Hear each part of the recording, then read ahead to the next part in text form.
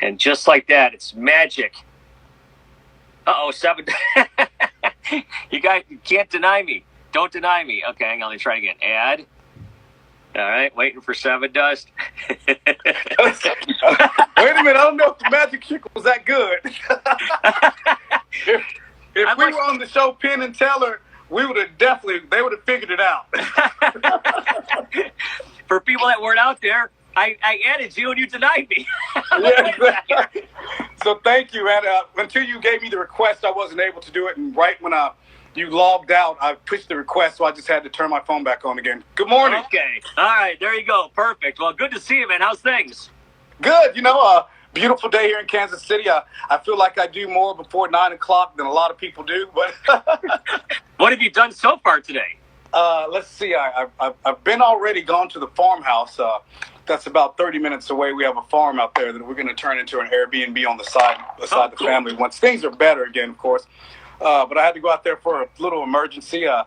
We had a really bad rain and storm a week ago. And we figured out that the sub pump at the farmhouse in the basement went out. So there was some water in there, and I have a guy out there fixing it. So I had to run down there and buy a new water hose and all kind of crazy stuff. Yeah. Rock and roll, baby. Yeah. I got up and played hockey this morning at 7:30. I thought I did a lot, but you're out there fixing sump pumps and stuff. So, yeah. Where do you play hockey at right now? Well, we'll just say it happened magically. Okay. All right, there you go. Maybe I was dreaming it. I'm not exactly sure. But hey, real fast, I have to plug Sailor Jerry Rum and the Diamond Vault of Troy as they help us out with this every single time. So we got to give those guys props right there. But hey, we're on Instagram, and on your Instagram, I saw. Did your daughter just turn 21? Yes, that's my oldest did. Yeah, I got a 19-year-old at home, and so that must have been, you must have had her when things really started to crank up for Sevendust, right? Absolutely, yeah. We were very young. That was my first daughter. We were young, and she's turned out to be a beautiful young lady. I'm very proud of her, and as well as my other kids. I have 4 kids. There's one in the belly right now. We're cutting it off. I'm done. Finished. Gonna walk yeah, down the hill to the pack. Congratulations. Thank you. Congratulations. Unexpected, that's awesome. Unexpected, but something good, came out of this crazy pandemic, and we're very excited about it. Yeah, you might not be the only one, I'm sure. Oh, yeah. That's what I hear. Records and babies, right? Yes. You're going to have a weird nickname like Coney or something. I don't know. Yeah, that's so funny. People are saying that, records, and we'll talk about your record coming up here in a little bit, but I'm trying to remember if the first time I saw you guys live was at that Silverdome show. And for people that are out there watching it that don't know what we're talking about, it was Metallica, Kid Rock, Ted Nugent, and Sevendust. Was that the first time you guys were in Detroit? You must have been in before that, I'm amazed. Yeah, we've been in Detroit before that for sure, like at Clutch Cargo and Armor, cool spots that we grew up playing. But that was definitely the biggest show that we had ever played. I remember the whole band being able to go on stage with Metallica, and we played Detroit Rock City. I think James Hetfield gave me his guitar, and I didn't know how to play it, but I was going for it like I did. We had a great time. That's one of those memories that you never forget. I don't forget a lot of things when it comes to this music world that we live in, but definitely a moment like that was incredible. I do feel like every moment that we have on stage, that we have the opportunity to be on stage, is an important and a memorable moment for me. Yeah, and for people that don't know, that wasn't just any show. That was the turn of the century show. So nobody knew what was going to happen at midnight. Remember that? Yes, I'll tell you what, I do remember this. Ben? Oh, hey, Ben, I just saw Ben from Blackstone Cherry say something. Hey, what's going on? Cool.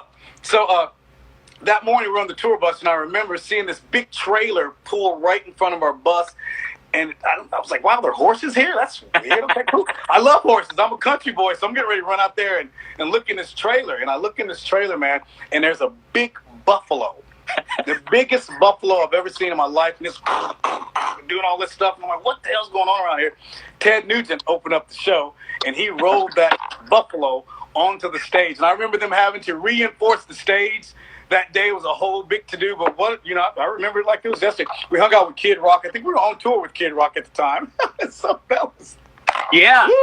As a matter of fact, Kid Rock told me a story one time where they were on stage hamming it up for the cameras at the end of the show. People are like, the audience is going crazy at the end of the show. Mm-hmm. And Kid Rock puts his arm around Ted, and he goes, "Ted, is that a gun in your back pocket?" And he goes, "Yeah, it's loaded. Don't touch it."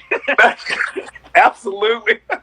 What's going on around here? Now, what a beautiful experience. And I want to say Detroit, Sevendust, and for me, everyone, we love you guys there. I feel like, our career, we've grown up in Detroit, Harpo's everywhere. Just it's a lot of love, for you guys. And I can't wait till we get to some type of safe capacity again where we can be able to get back to these venues and jam and be together and hug and rock out. Yeah, I think the first time, I can remember the first time I played Black from you guys. I'm like, whoa, what is this? That was the first song I ever played from you guys on the radio out here. So, man. Well, thank you guys. We're family. Look at us. We've grown up together. And I love being able to say that in this music industry. How cool is it to be able to say, to look at you and say, man, you said you played Black back then. That was the first song that came out as a single for us. So we've really grown up together in this industry. And what more could you ask for, to have all the love out there? And hopefully during this time, people are realizing to love each other. And we have to do that to get over these crazy times too. Besides the COVID, I'm talking about caring about each other and equality and things of that nature. I think we all know right from wrong. We're adults here, so I think it's okay to say that. But that's what I wish and I pray for in the future. Yeah, no doubt. And, like you say, we grew up in this, when you came through with Sevendust the first time, your girl was just a little, baby, and now I got a family and everything else. And it's like, it's kind of gone crazy. My phone keeps going. That's why I keep pushing it, because it keeps shadowing. I don't know what's going on. I don't want to lose you. So, but anyways, but yeah, it's been a crazy ride these last several years. And of course, you guys have the new record coming out, Blood and Stone, on October 23rd. That's your 13th studio album. So tell us about that. Oh my God. I can't wait to go into a restaurant again and do the little jukebox thing, because it's like 100 and something Sevendust songs, and I'm like, oh my God, this is great. So it'll be like 200 songs now. No, Blood and Stone, what an incredible album. I feel like, you always say that the last album was incredible too, but this time I felt like we really felt comfortable with Elvis, our producer, Elvis Bassett, and the whole team, Jeff Porterhouse and everyone, and us like, we've grown, mentally, just everything with life. And so we went into the studio and we were able to have songs ready and prepared. And we went in, it was easy. It was like butter. And it felt really good. And the last song that I did record on this album was The Day I Tried to Live, Soundgarden song. Sevendust were not known to be a cover band, to do covers. And it was really hard for us to pick a song, because all of us, of course, had ideas. I can still laugh about it, because I remember Morgan saying, let's do My Sharona. And I was like, what does that song even mean? We didn't do that. But Elvis came up with the idea, The Day I Tried to Live. And it could have been any Soundgarden song out there, brother, or any Chris Cornell song. And it would have been amazing to do. And I was wondering who was going to sing it. And we laughed about it. And they said, you're going to sing it. So I did what I do with everything, with Sevendust, and anything that I get behind. I put my heart into it.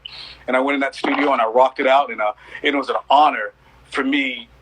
And I would never say that I try to fill Chris Cornell's shoes or anything. I just did it in LaJon Witherspoon way, and we did it the Sevendust way. So I hope that everyone understands that and appreciates it, because I feel like this song has lent itself to these crazy times, and that's the reason why we released it before the album came out, because I feel like it's one of those songs that can get us over the hump.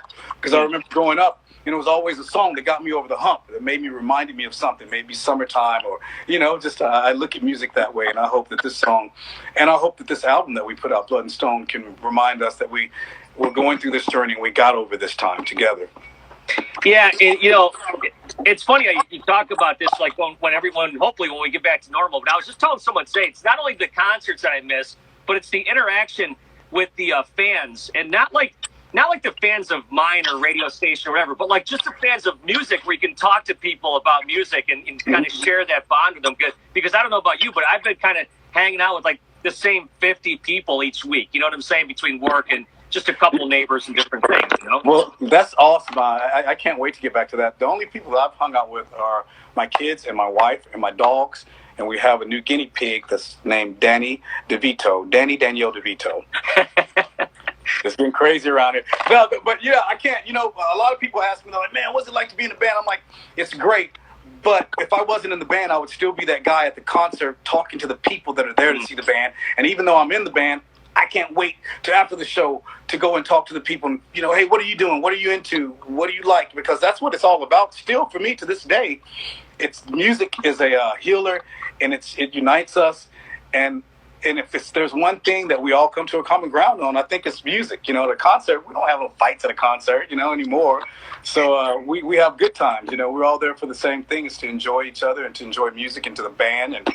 And if it wasn't for radio stations like you guys and the people out there that support us artists, we wouldn't even have a job. So I feel very lucky to still have an opportunity to do this. Now, you talk about how you're a country boy and you got this farm and everything else. So when are you making the move to Nashville?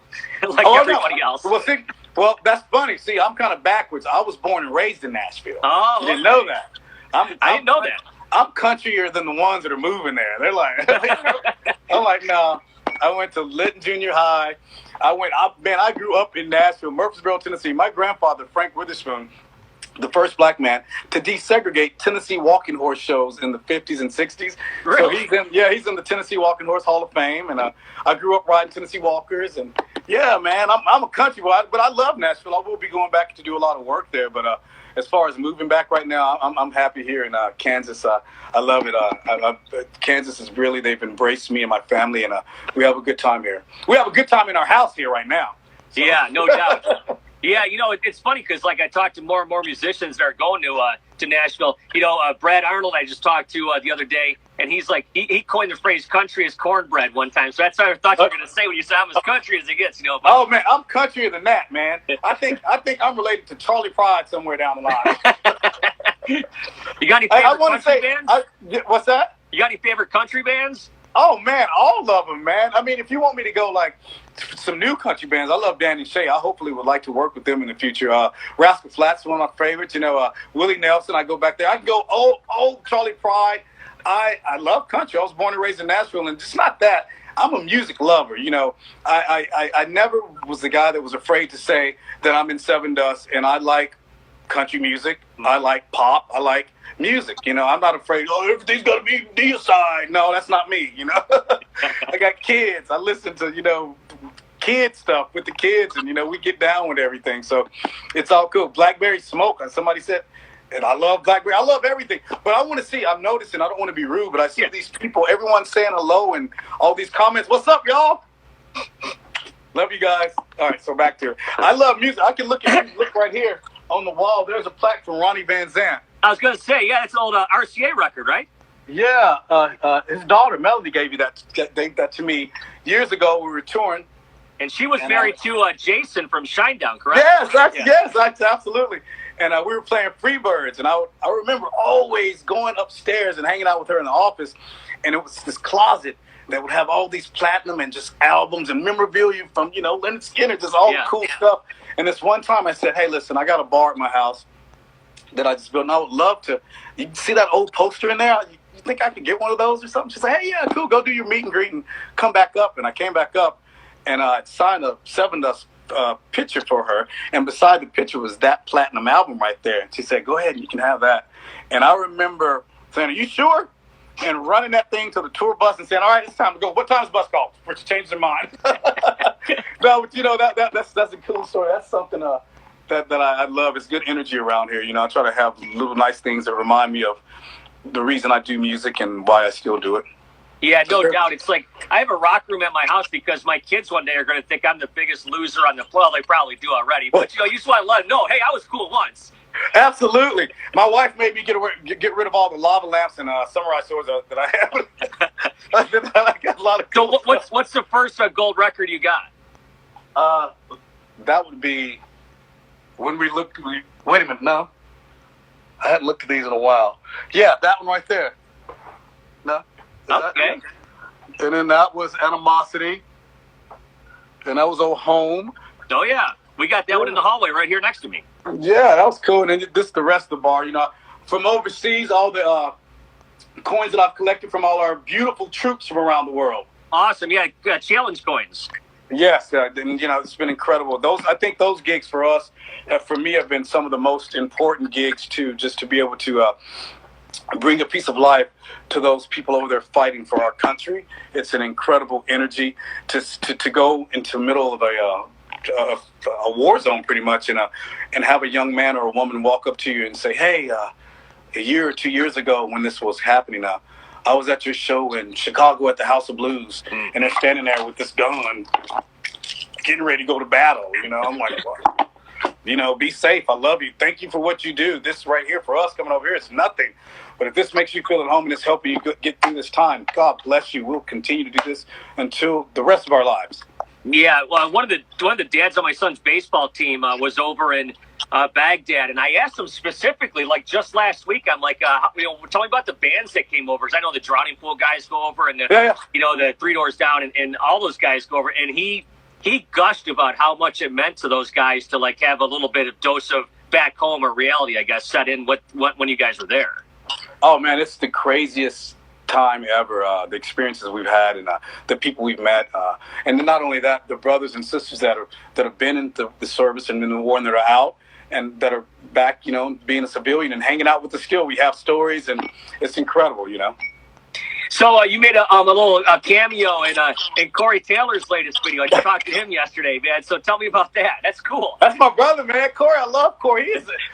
Corey's one of the coolest cats, man. I just I didn't expect to be asked to do the video. I just recently Alicia, his beautiful wife, has been a friend of mine for a long time too. We were invited the family. We went out to Vegas to their wedding and to get together with the family, which was incredible. We were supposed to go to Italy with let's see, it was Anthrax, Slipknot, and us on a ship. Oh God. And this is going to be great, and of course it got canceled because of everything in the crazy COVID world right now, so we're going to reschedule that. But Corey, I got a call and I got an email and asked if I would do it, and, of course we can't be together, so everyone kind of did it in their own setting. So I just went out to my farmhouse and I kind of did my thing, and they put in the video. It's so cool, but that album is great, and I love that new song, Blue Eyes. Have you heard the whole record? No, I hadn't heard the whole thing. Nope, I hadn't heard the whole thing. I just got to say. So, Jay Rustin is a friend of mine. Have you ever worked with Jay? Jay who? Jay yes, Rustin? I know who he is. Okay, so he told me, and Corey loved this. Jay describes the record as Tom Petty on steroids. That's how he says the record sounds. So I really like that. I almost put a Tom Petty song up on my Instagram story this morning about flowers. That's funny. That's weird. I like it. Wow. So if you were to describe your new album coming out, would it be Tom Petty on steroids or something different? No. Let's see. We're gonna let Corey keep the Tom Petty one. Let's see. The new Sevendust album, Blood and Stone. Oh man, I just think it would be just a myriad. And I don't want to say myriad. I think just a collage of just kick-ass music, man. I can't wait for it to come out. I kind of removed myself from it for a while, because I like to hear it again like everyone else is going to hear it. But then every once in a while I'll put some in. I'm like, damn, I can't wait for everybody to hear this, But it's exciting from the first track all the way to the end. I think it's really a good Sevendust album, and it's something that I'm excited about to get back out on the road and tour and being everybody, and even if we have to have on astronaut suits, I'm ready to rock, you know what I'm saying? So, yeah, do the right thing. Star sets. Yeah, let's do the right thing, everybody, and, and make this, just get back to their normal state.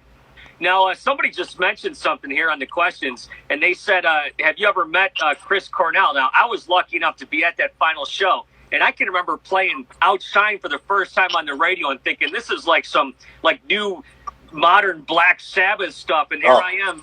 I was lucky to see the last show. It's not like it's kind of mind blowing sometimes. But did you ever get a chance to meet him? I never got a chance to meet Mr. Cornell, but I got a chance to see him several times with Soundgarden. I also remember one time me and Clint Lowry showed up to the Omni in Atlanta, Georgia, years and years and years ago. And I remember, I can still see it like it was yesterday. Him on stage, the shirt was off. He had the long hair, and just sitting there.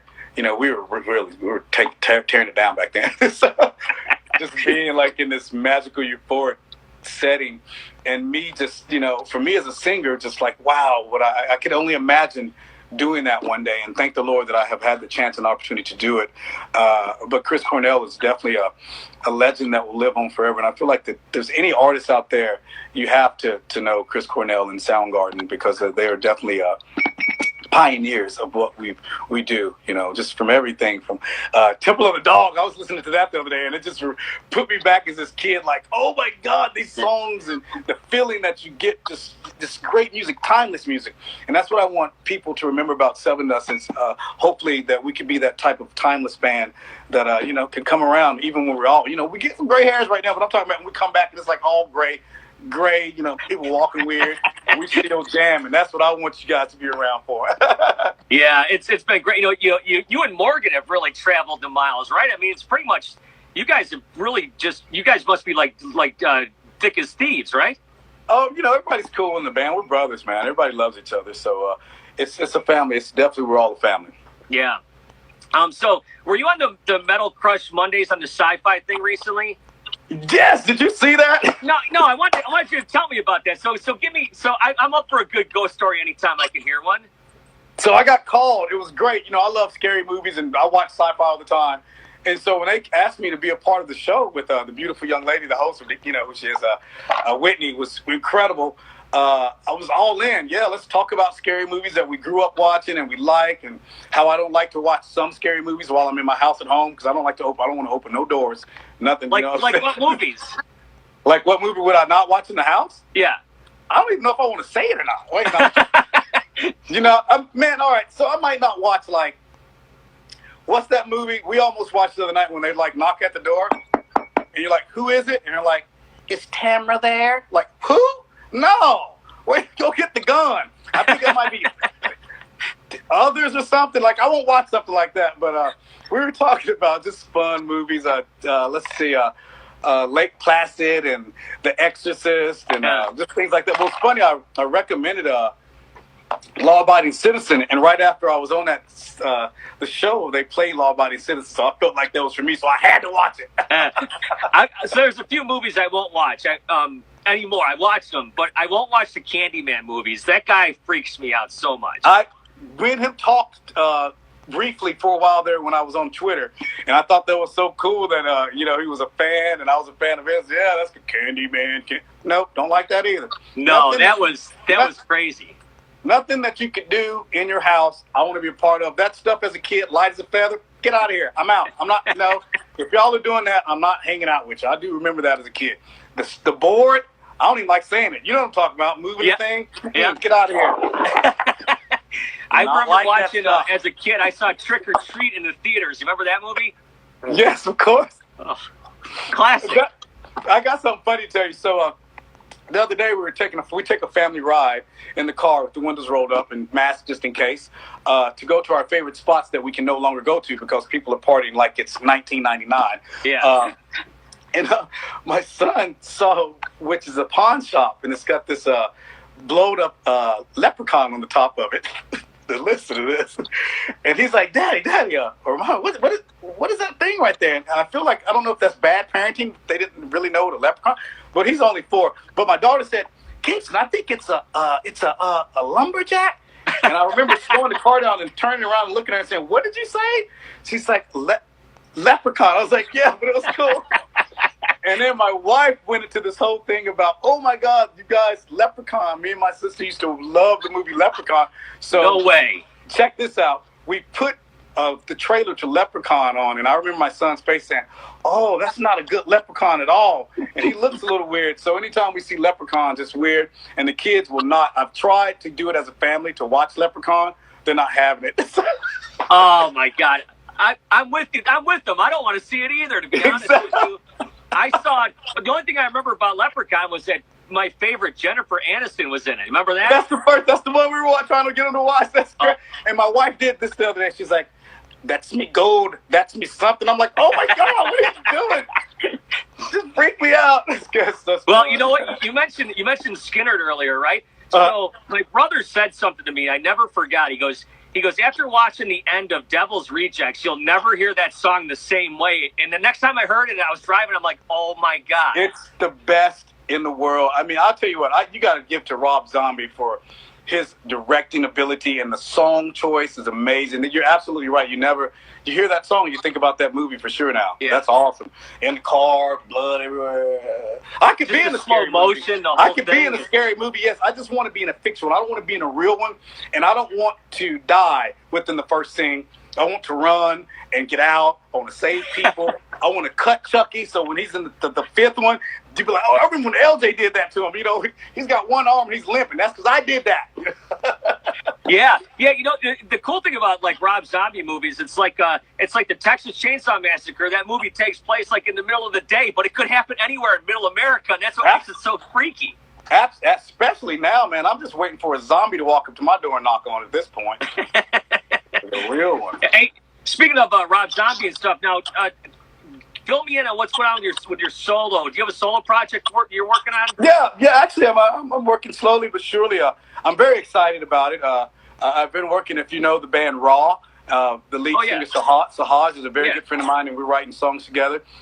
And I got another couple of people I'm collaborating with, but Sahaj right now is definitely the main guy. And I'm not, I'm just taking my time with it right now. I got about 9 songs, and I'm excited about the input that I've been getting and the response. So that'll come on down the line, and I hope that everyone will enjoy that. But right now, I can't wait for that Sevendust to come out October 23rd, which is only a couple of weeks after my birthday. Just to let y'all know, I will be celebrating the month before and also the month of October and fairly into the next month. Someone just said Sahaj's name. What's up? Yeah, the sun guy. Clint put out some new solo stuff. It's great. John Conley is working on or just finishing his projected stuff, which will be coming out. And also Morgan Rose is doing something too. So it's been good that we were able to have these different outlets, on this time off to be able to hone in on some other skills. It's a pleasure to be able to be an artist in this day and to be able to be in a band where you can go out and do music that you love. Yeah, and how cool is it that we get to do this kind of stuff? Why didn't we do this last year? I know, this is great. So this world we live in is so weird. It seems like we woke up and everything's like different. Yeah, no doubt. Hey, was this record, by the way, kind of almost finished before this whole thing hit, or did you guys kind of do the finishing touches, or? Oh, thank the Lord. We were finished with this album. I mean, I could only imagine. It would have been weird doing this album, doing this COVID thing. So we got lucky enough, thank the Lord, to have it done right before this hit, because I don't know if somebody would have sweated weird or blinked or sneezed or something, we'd have shut it down, man. We got kids and stuff at home. Yeah. No, dude, I hear you, man. I hear you there. So, well, listen, man, I'll tell you what, we'll let you go. I got to plug this one more time. Sailor Jerry Rum and the Diamond Vault of Troy, they always help us out with this. We appreciate their sponsorship. Okay, since you've done that twice, I think I might need to have 2 bottles or 3 sticks in my house. I feel like I'm a part of this commercial. I'm looking for it too, okay? You're not the only one. All right, hey, thank you so much for taking the time to do this. This has made my day. I'm not very used to doing the whole Instagram live thing. I feel like I'm not the coolest guy, the most exciting, but thank you, and I love everybody and all the comments. Good seeing you, and all the comments. You guys rock too, and thank you for doing this again, Detroit. We love you guys. Hey, good luck with the record, and good luck with the new child on the way there, dude. Oh, good. Thank you very much. God bless you guys, and everyone out there, stay safe and stay healthy so we get back together again soon. Peace. That's right. Hey, LaJon, thank you so much for the time. Be well, my friend. Right on. You be well too, brother. We'll see you soon. See you. Bye, everyone.